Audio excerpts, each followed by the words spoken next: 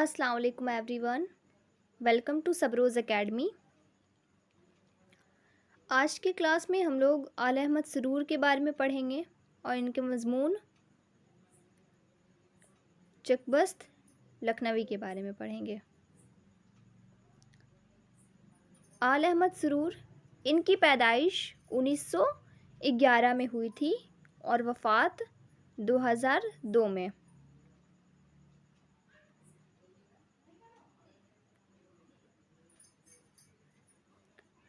آل احمد نام اور سرور جو ہے ان کا تخلص تھا۔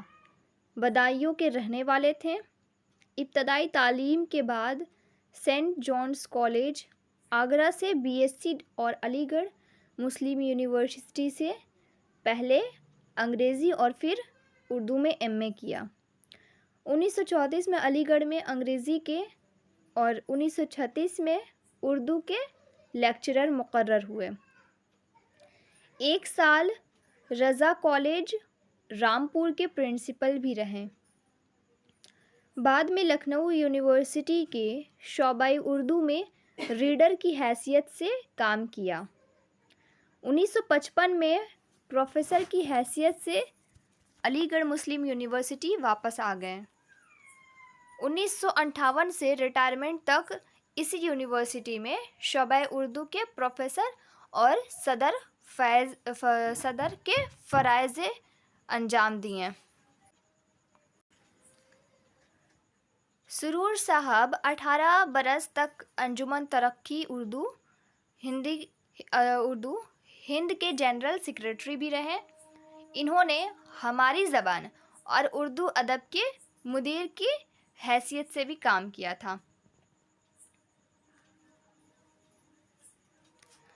آل احمد سرور اردو زبان کے صاحب طرز ادیب اور ممتاز نقاد تھے۔ تنقید جیسے موضوع کو انہوں نے اپنی دلکش تحریر کے ذریعہ ایک پسندیدہ اور شائستہ فن بنا دیا۔ سرور صاحب کی تصانیف میں تنقیدی اشارے، نئے اور پرانے چراغ، تنقید کیا ہے، ادب اور نظریہ، مسرت سے بصیرت تک، یہ سب جو ہے یہ قابل ذکر ہے ان کی تصنیف میں۔ سلسبیل، ذوق جنوں اور خواب اور خلش ان کے شعری مجموعے ہیں۔ یہ سب ان کے جو ہے یہ شعری مجموعے ہیں۔ خواب باقی ہے، یہ سرور صاحب کی جو ہے آپ بیتی ہے، خواب باقی ہے۔ مضمون چک بست لکھنوی سرور صاحب کے ریڈیائی تقریروں کے مجموعے تنقیدی اشارے سے ماخوذ ہے۔ مطلب تنقیدی اشارے جو ان کا مجموعہ ہے یہ اسی کا ایک حصہ ہے، چک بست لکھنوی۔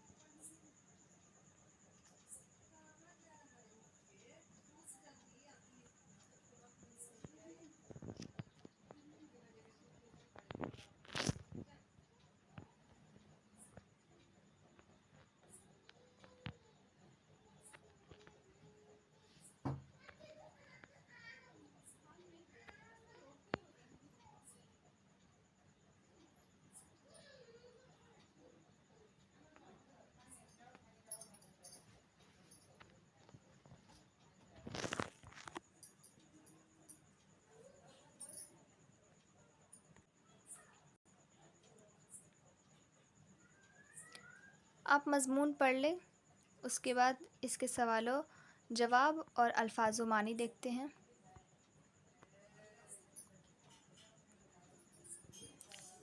طبع مطلب ہوتا ہے طبیعتیں۔ طبع جو ہے یہ طبی کی جمع ہے، طبیعتیں۔ ترمیم مطلب کاٹ چھانٹ یا رد و بدل۔ بہبود مطلب بہتری یا بھلائی۔ بسم اللہ سے تمت تک مطلب شروع سے آخر تک۔ مشاہیر مطلب مشہور لوگ، یہ مشہور کی جمع ہے مشاہیر۔ فغاں مطلب آہوازاری۔ فردوس غوش مطلب کانوں کو خوشگوار یا اچھی لگنے والی آواز۔ عیاں مطلب ظاہر یا نمایاں۔ لبرل مطلب آزاد خیال یا روادار۔ اسیر دام مطلب جال میں پھنسا ہوا۔ سریر مطلب تخت۔ اقبال مطلب بلندی۔ تربت کو عنبریں کرنا مطلب قبر کو عنبر کی خوشبو سے بھر دینا۔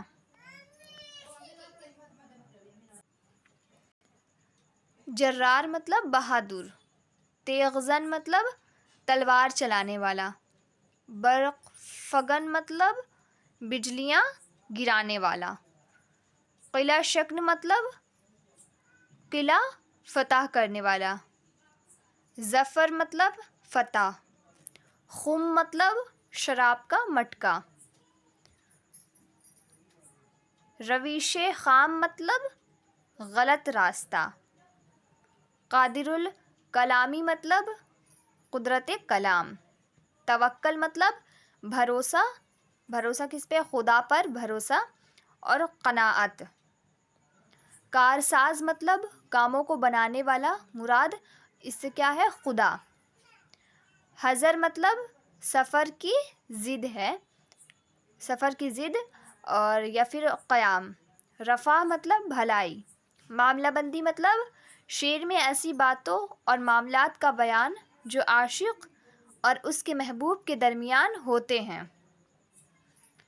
زلف گرہگیر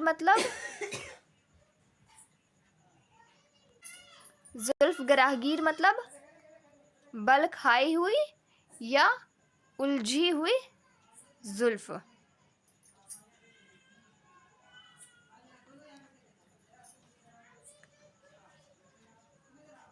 دشنا مطلب خنجر یا کٹاری۔ گبر مطلب آتش پرست، مراد کافر۔ فرد عصیاں مطلب گناہوں کی فہرست۔ عرق انفعال مطلب شرمندگی کے باعث آنے والا پسینہ۔ متاع مطلب پونجی۔ طفل شیر خوار مطلب دودھ پیتا بچہ۔ طفل شیر خوار مطلب دودھ پیتا بچہ اور طبع رسا مطلب تیز ذہن۔ اب اس میں دیکھتے ہیں غور کرنے کی بات، اس مضمون میں کیا ہے۔ اس مضمون کے متعلق چک بست ایک محب وطن شاعر کی حیثیت سے ہمارے سامنے آتے ہیں۔ اس کے علاوہ ان کی شاعری میں اصلاحی پہلو بھی ہیں اور کہیں کہیں فلسفیانہ مضامین بھی شامل ہیں۔ اب اس کے سوال و جواب ہم کرتے ہیں اور اس کے بعد کچھ عملی کام ہیں وہ کرتے ہیں۔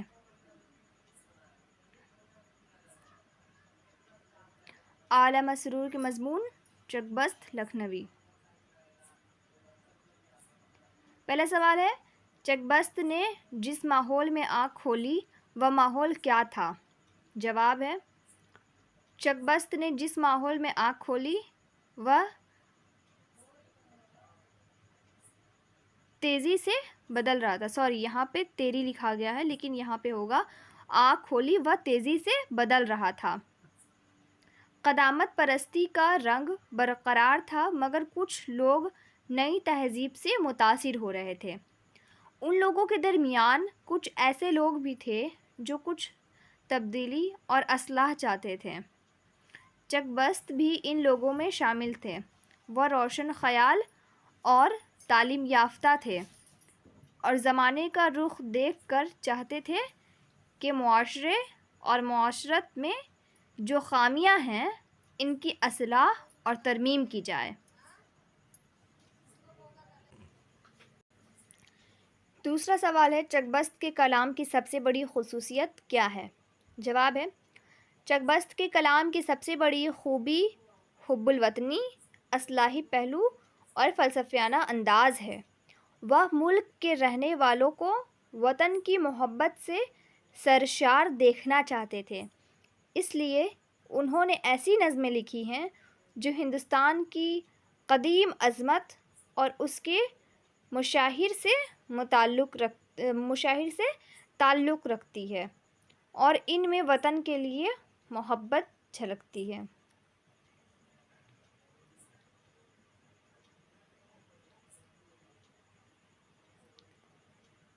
ہمارا تیسرا سوال ہے، اس مضمون میں شامل اشعار میں چک بست، اقبال اور اصغر نے کس خیال کو پیش کیا ہے؟ جواب ہے، ان تینوں شاعروں نے اپنے گنہگار ہونے کے احساس اور خدا کی شان کریمی اور رحمت عام کے خیال کو پیش کیا ہے کہ خدا ہم گنہگاروں کو معاف کر دے گا اور اس کی رحمت عام ہوگی، یہی اس کی شان کریمی ہے۔ چوتھا سوال ہے، مسدس کسے کہتے ہیں؟ مسدس اس پابند نظم کو کہتے ہیں جس کے ہر بند میں 6 مصرعے ہوں۔ ہم یہ کہہ سکتے ہیں کہ 6 بند والی مصرعے کو ہم لوگ مسدس کہتے ہیں۔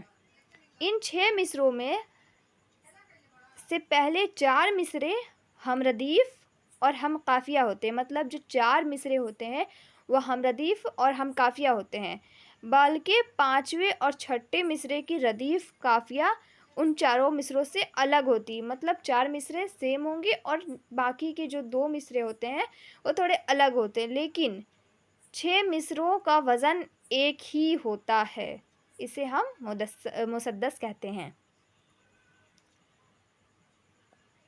اب آئیے ہم لوگ عملی کام کرتے ہیں۔ مندرجہ ذیل کے واحد لکھیں۔ واحد لکھنا ہے، یہاں جمع آلریڈی لکھا ہوا ہے، ہمیں واحد بنانا ہے۔ تو پہلا ہے دواوین، یہ جمع ہے، اس کی واحد کیا ہوگی؟ دیوان۔ دوسرا ہے طبع، جمع واحد کیا ہے؟ طبیعت۔ تیسرا ہے مشاہیر، اس کی واحد ہے مشہور۔ چوتھا ہے مراسی، واحد ہے مرثیہ۔ آج کی کلاس میں اتنا ہی۔ امید ہے کہ ویڈیو آپ لوگوں کے لیے ہیلپ فل ہو اور کافی پسند آیا ہو۔ ملتے ہیں نیکسٹ ویڈیو میں۔ اللہ حافظ۔